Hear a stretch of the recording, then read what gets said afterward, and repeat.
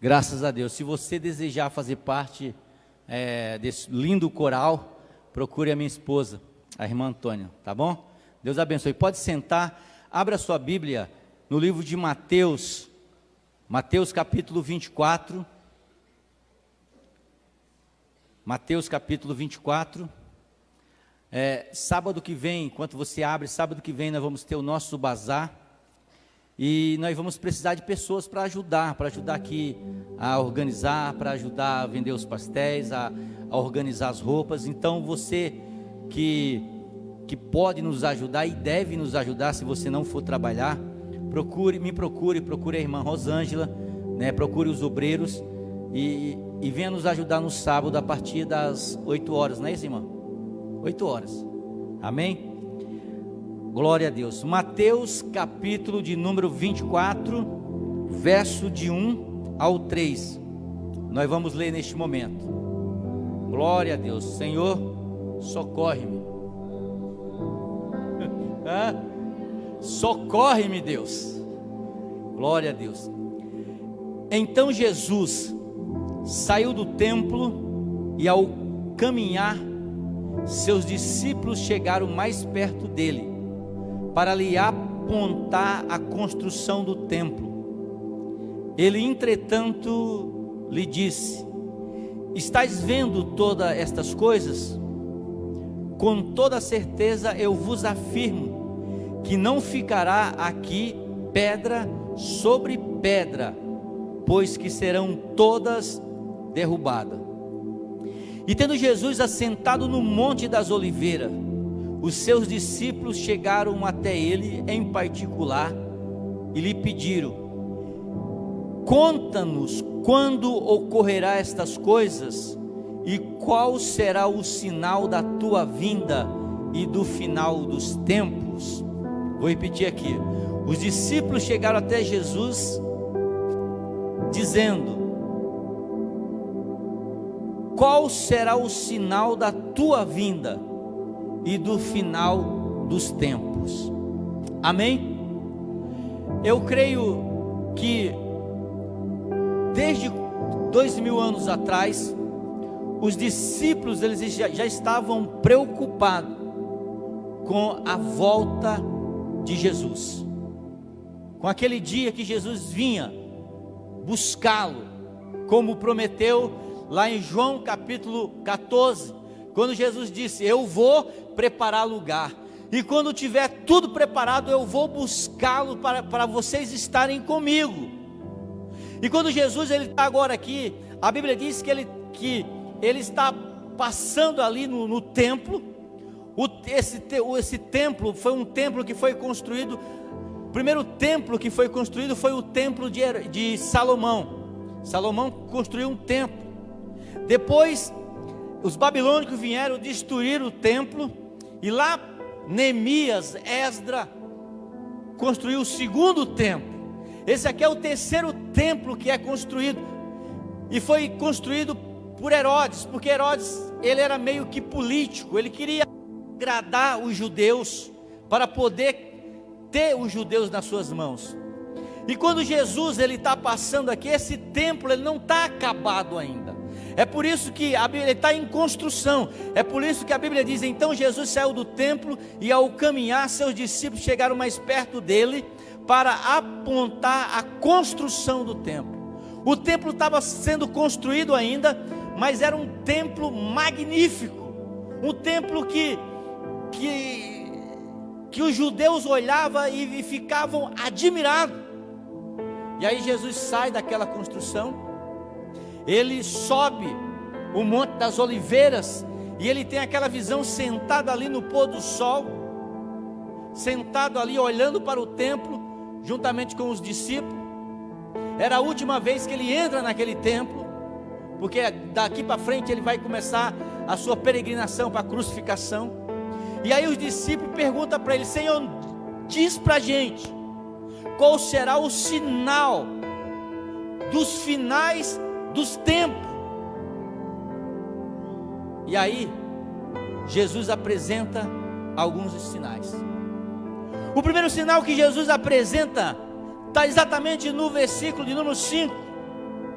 Quando Jesus diz: pois muitos são os que virão em meu nome, proclamando eu sou o Cristo, e desencaminharão muitas pessoas.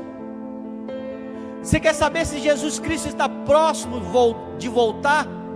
Comece a olhar a sua palavra, comece a olhar aquilo que Jesus está dizendo.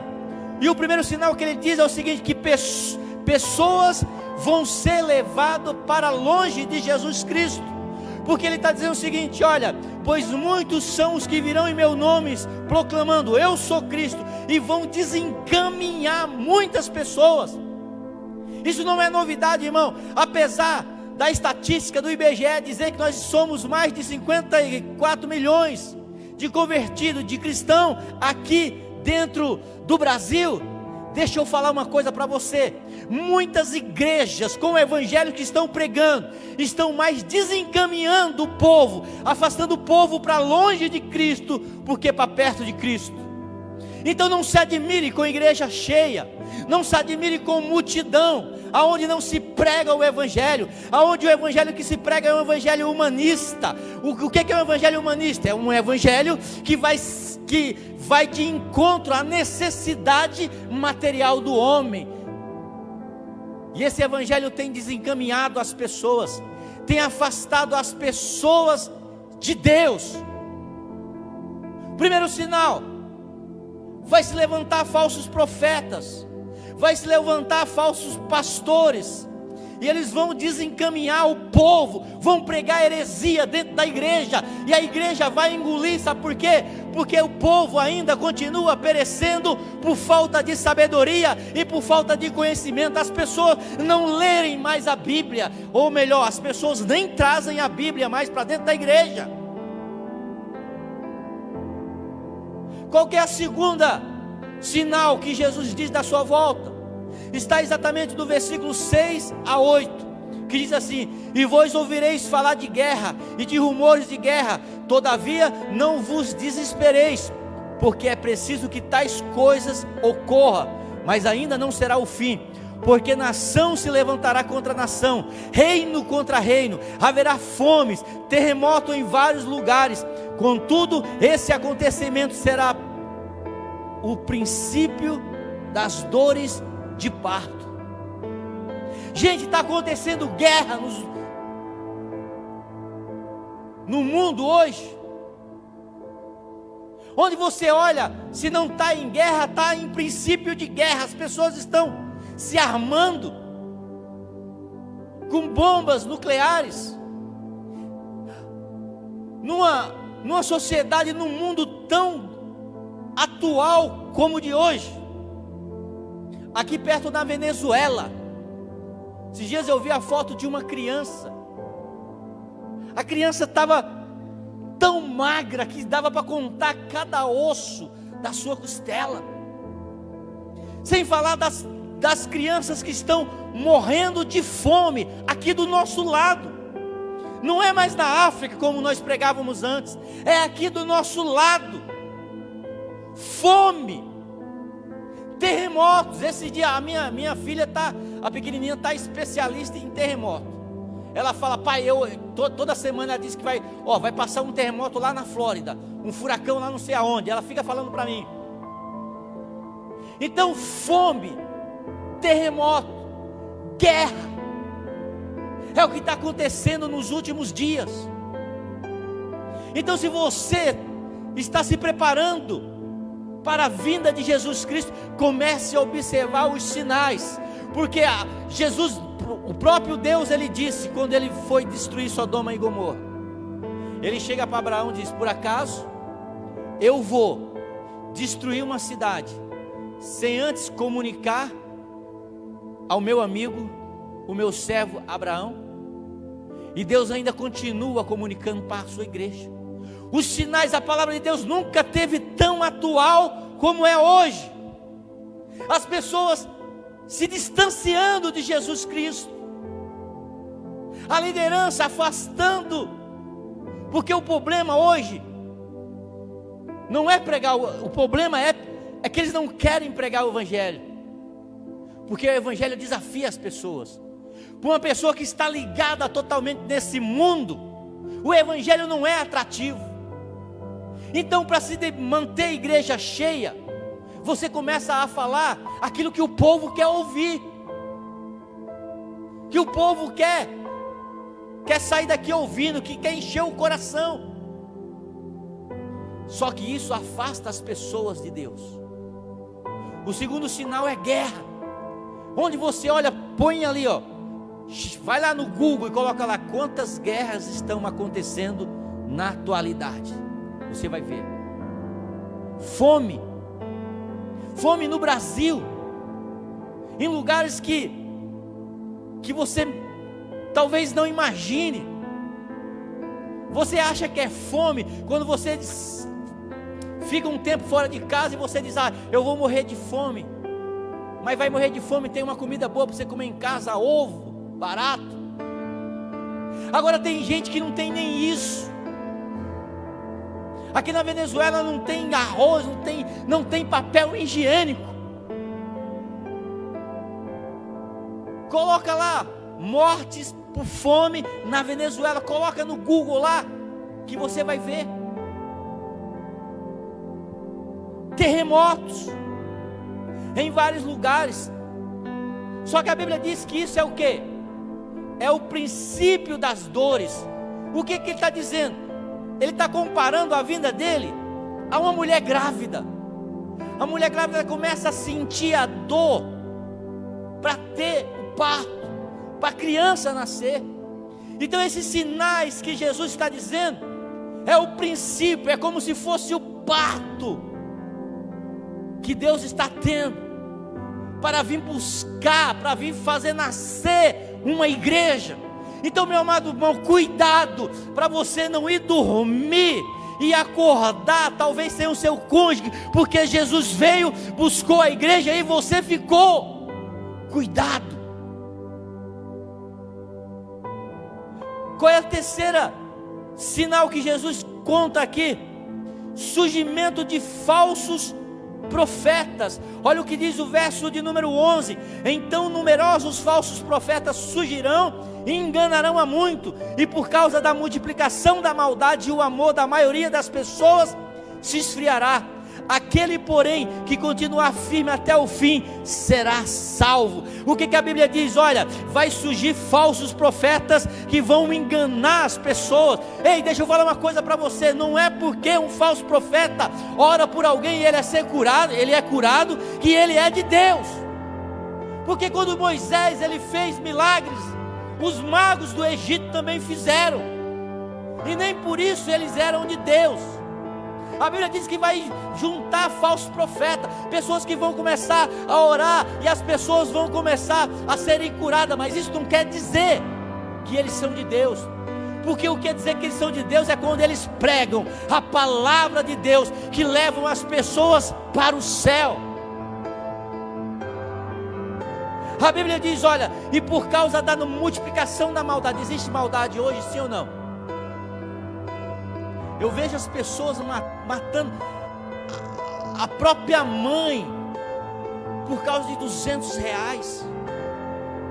E a Bíblia diz: por multiplicar a iniquidade, o amor de quase todos esfriará. Agora ele está falando isso para as pessoas que não conhecem a Ele, ou está falando para a igreja? É para o ímpio, é para você que é santo? Ele está falando para a igreja, que o amor da igreja esfriará, e a gente não está vendo isso, irmão, dentro da igreja. A gente não se importa. O pastor diz assim: olha, irmãos, por gentileza, Santa Ceia, traga um quilo de alimento, que tem gente da nossa própria igreja que está precisando. A gente se esquece. Por quê? Porque o amor está esfriando dentro do nosso coração. Nós não se importamos mais com ninguém. Nós não estamos mais preocupados. O amor tanto para com o irmão, como para com Jesus Cristo. está se esfriando, as pessoas não amam mais, e por se multiplicar a maldade, o amor das pessoas, da maioria das pessoas, se esfriará. Mas aquele, a Bíblia diz, aquele que permanecer firme até o fim, será salvo. Então nós temos que sair daqui nessa noite e ver, será que o meu coração está gelado em relação a Deus? Será que meu coração está gelado em relação ao meu próximo? Porque se tiver, irmão, a gente tem que pedir para Deus aquecer ele de novo. Por quê?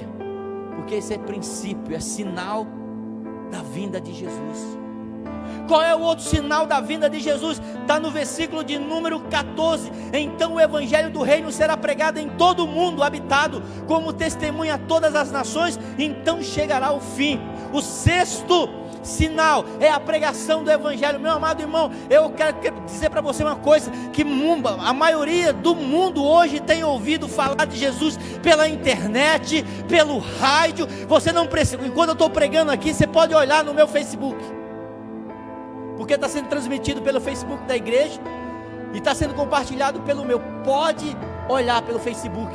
Amanhã tem gente da Índia assistindo, tem gente lá da África assistindo. Eu nem sei porquê, que a maioria dos meus contatos no Facebook é tudo daquele lado, África e China, África e Índia. Não conheço ninguém de lá, mas pode olhar. Então o evangelho está sendo pregado em todos os lugares. E isso é o que? É princípio. Deus está chegando, Jesus Cristo está chegando, e esses sinais é o que? É uma preparação para a volta de Jesus. Então fica de olho, irmão, fica ligado. Agora, ele vai voltar, existem mais sinais. Agora, como acontecerá o retorno de Jesus? O verso de número 27 vai dizer o seguinte: pois da mesma maneira como o relâmpago parte do oriente e brilha até o ocidente, assim também se dará a volta do Filho do Homem. Ou seja, de repente você olha, você já viu isso? De repente você olha e o relâmpago, dá tempo de você se preparar? Dá tempo, quando você está ali sentado na varanda balançando, de repente você vê o relâmpago riscando o céu. É uma coisa que você não está esperando. E Jesus está dizendo: olha, o Filho do Homem vai vir desse jeito, como um relâmpago que vai riscar o céu. Você não vai estar esperando, você não vai dar tempo de se preparar, não vai dar tempo de dizer: Senhor, espera aí que eu vou fazer uma oração e eu vou confessar os meus pecados. Não vai dar tempo de dizer assim: Senhor, espera um pouquinho que eu vou pedir perdão para aquela pessoa que eu estou magoada com ela e eu não quero pedir perdão. Porque a Bíblia diz: pois da mesma maneira como o relâmpago parte do oriente e brilha no ocidente, assim também é a volta do Filho do Homem. Então, meu amado, fique esperto. Olha para o seu irmão e diz assim: fique esperto. Aí Jesus vai falar da lição da figueira. Olha o que ele diz: portanto, aprendei com a parábola da figueira.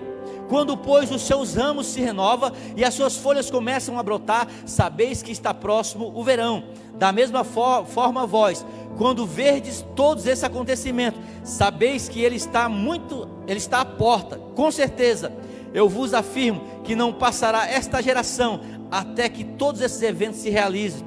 O céu e a terra passarão, mas a minha palavra não passará. Você quer olhar para Jesus, se Jesus está vindo? Essa parábola da figueira está falando, sabe de quem? De Israel. Uma nação que foi destruída várias vezes.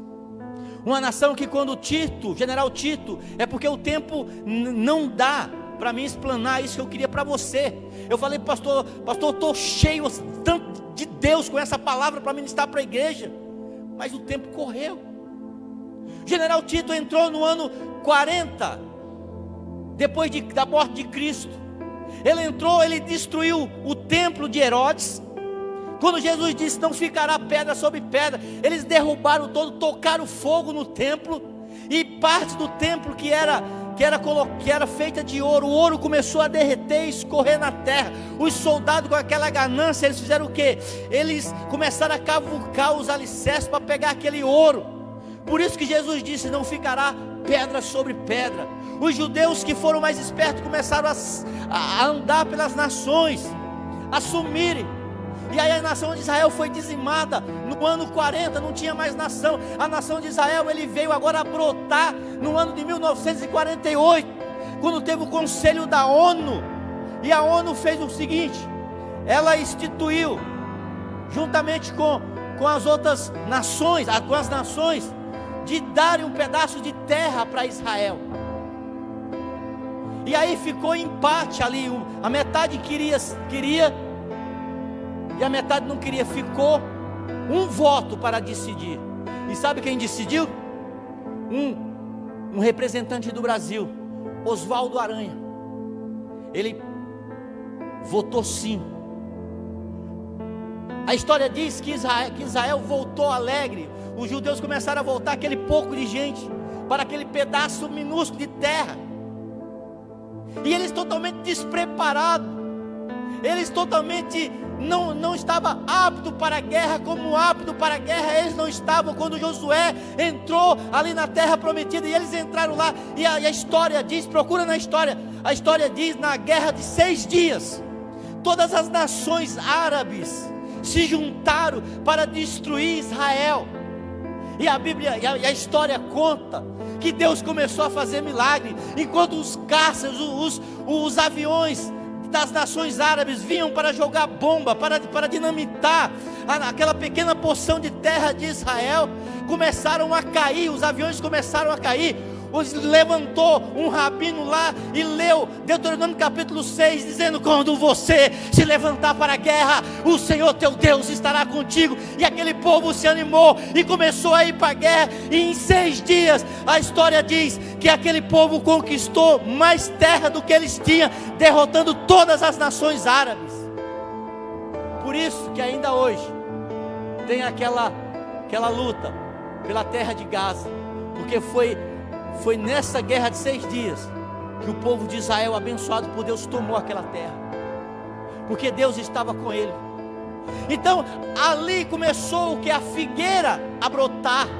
E Jesus disse: olhe para a figueira, porque quando ela estiver pronta. E quem é que mexe com Israel hoje? Um pedaço de terra do tamanho do pedaço de Sergipe, pequenininho assim, ó, comparado com o Brasil. Quem é que mexe? Uma porção, um povo pequeno, mas um povo abençoado por Deus. Então, como acontecerá o retorno de Jesus? 1 Tessalonicenses capítulo 4, verso 16, vai dizer o seguinte: como acontecerá o retorno de Cristo? 1 Tessalonicenses, aleluia, capítulo de número 4.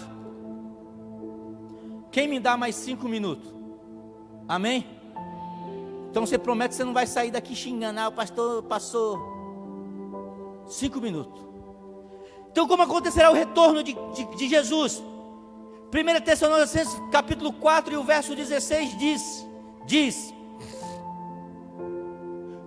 pois, dado a ordem, com a voz de arcanjo, e ao soar trombeta de Deus, o próprio Senhor descerá dos céus, e os mortos ressuscitarão primeiro, e logo em seguida nós, os que estivermos vivos sobre a terra, seremos arrebatados com Ele nos ares, para o encontro com o Senhor nos ares, e assim estaremos com Cristo para sempre. Consolai-vos, pois, uns aos outros com essa palavra. Então, como é que vai acontecer? A Bíblia diz que Jesus, ele vai vir nos ares. Ele não vai descer na terra nesse evento. Ele vai ficar nos ares.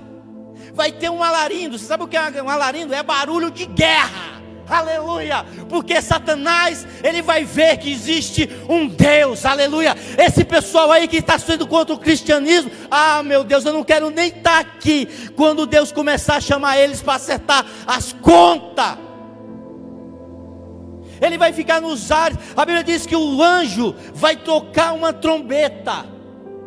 Aquelas pessoas que morreram em Cristo, a Bíblia diz, olha, eles terão um corpo, eles vão ressuscitar.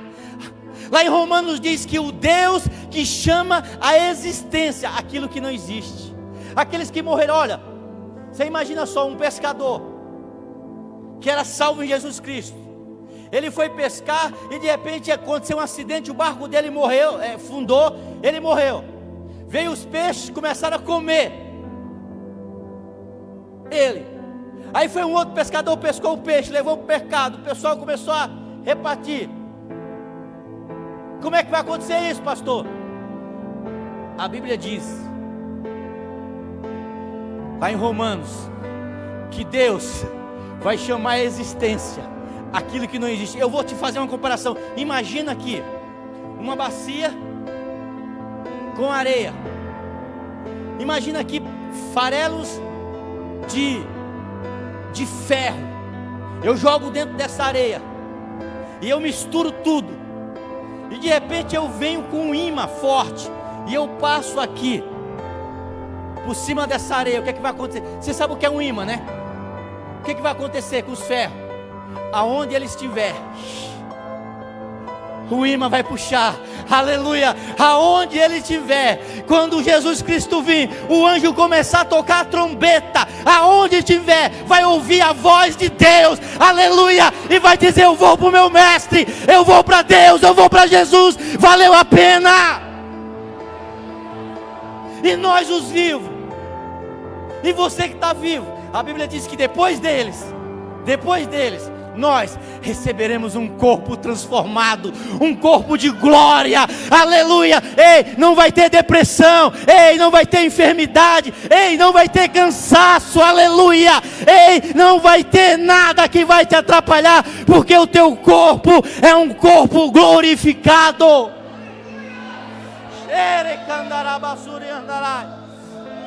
Aleluia.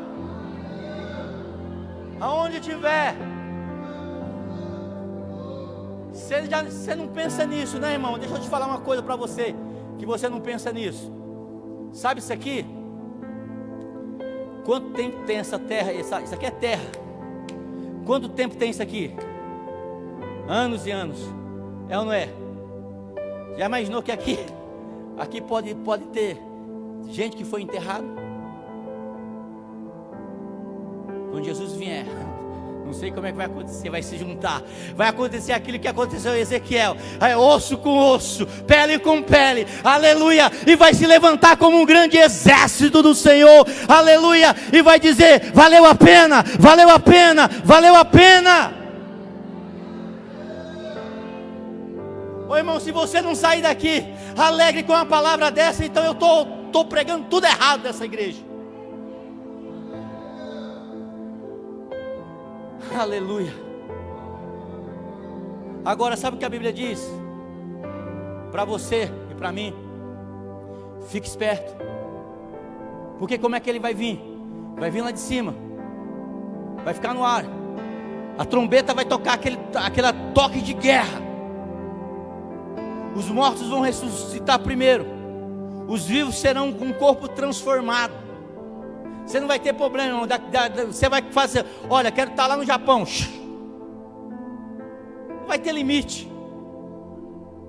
Porque o que limita a gente aqui é o nosso corpo, cara. Mas quando você tiver o corpo, você lembra que de repente Jesus, olha, vamos ter o corpo. Como é que é o corpo mais ou menos? Ô irmão, que pena. Como é que é o corpo mais ou menos? O corpo de Jesus. Você lembra que os discípulos estavam tudo lá, porta trancada, eles com medo. Jesus entra lá, ó, não tem porta. Entra lá no meio deles. Você vai ter um corpo desse, irmão. Não vai precisar abrir porta. Agora, qual é que o alerta que Jesus diz? Como ele virá? Olha o que diz o verso de número capítulo 5 de Tessalonicenses, verso 1 e 2. Caros irmãos, em relação ao tempo e à época, não é necessário que eu vos escreva, pois vós mesmos estáis bem informados que o dia do Senhor virá como ladrão. Como ladrão à noite. Na minha Bíblia está dizendo à noite. Eu não sei se está ali, está à noite. Como é que o ladrão vem? Ei, ó, Vou esperar você, não estou ligando aí uma mensagem aí no WhatsApp. Depois do culto eu vou roubar a sua casa. É assim que ele fala? Não. Você está dormindo, despreparado. O ladrão vem, ele rouba, e você nem percebe. É assim ou não? Ele furta, e você nem percebe. Quando Jesus vir, vai acontecer aquilo que a Bíblia chama de parousia. É o rapto. Jesus diz: estarão dois no campo, um será tirado e o outro ficará. Estará um dormindo, um será tirado e o outro ficará. É um rapto. Quando a Bíblia diz de rapto, de parousia, ela fala tirar com violência. Ele não avisa. Então a Bíblia diz que ele vai vir como um ladrão. Então como é que eu faço, pastor? Para mim estar preparado. Esteja preparado sempre. Como Moisés diz: cinto amarrado, calçado a sandália, cajado na mão, preparado para qualquer tempo. Se o Senhor vir agora, eu estou preparado. Se o Senhor vir amanhã, eu estou preparado. Se o Senhor vir daqui a 10 dias, eu estou preparado. Se vir no ano que vem, eu estou preparado. Se vir agora, eu estou preparado. Esteja preparado. A Bíblia diz: esteja preparado, porque Ele virá como ladrão. Devemos ficar preparados. Só Deus sabe, pastor, e quando vai acontecer? 1 Tessalonicenses, aleluia, diz que nós não sabemos. Ele virá como ladrão, mas Jesus disse em Mateus 24:36, devemos ficar preparados, porque o dia e a hora só Deus sabe. Coloca aí para nós terminarmos. Mateus 24, fique de pé, e 36. Jesus, ele diz, então, os discípulos falam: então quando é que o Senhor vem? Para a gente estar preparado. Ele diz: esteja preparado. Por quê? Mas daquele dia e hora, ninguém sabe, nem os anjos do céu, mas unicamente o meu Pai. Só Jesus Cristo sabe o dia que Ele vai vir. Mas uma coisa eu quero dizer para você nessa noite: quer você acredite ou não acredite, Ele vai vir, Ele vai vir, Ele vai vir, aleluia. Guarda o que tu tens, para que ninguém roube, para que ninguém tome a coroa, aleluia. E aqueles que vencerem, a Bíblia diz, eu deixarei que eles venham tomar posse, aleluia, daquilo que eu tenho preparado. Então nesta noite, que você possa sair daqui consciente que Ele vai vir, e os sinais já estão acontecendo. Pai, no nome de Jesus Cristo nessa noite, ore comigo.